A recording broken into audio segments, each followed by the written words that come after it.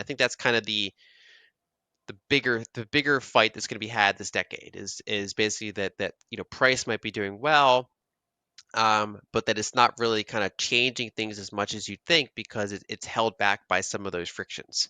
Um, the good news there is that so far it's been very hard to enforce that, right? So, for example, Nigeria cut off Bitcoin from its banking system, and they remained having one of the highest adoption rates in the world, and specifically, according to Chainalysis, had the highest peer-to-peer trading volume in the world because that's how they got around the bank blockage. And then we just saw in recent weeks, Nigeria's central bank is like reversing their decision to some extent. They're basically realizing that their blanket ban is not working, and that instead they want to try to bring it back in and regulate it a little bit, which is basically a way of saying we kind of messed up. We also saw India flip flop on this.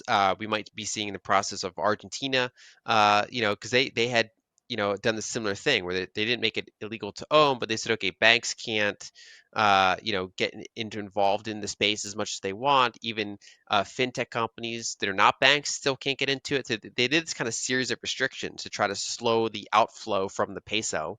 Mm-hmm. Um, but that's obviously probably going to be somewhat different under the current administration.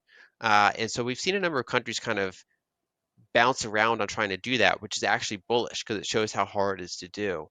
In the United States, I do think that there's going to be a lot of pushback on privacy, a lot of pushback to maybe a lesser extent on self-custody, and Mm-hmm. that's where those legal challenges become important because kind of the strength and weakness of countries like the U.S. They have rule of law,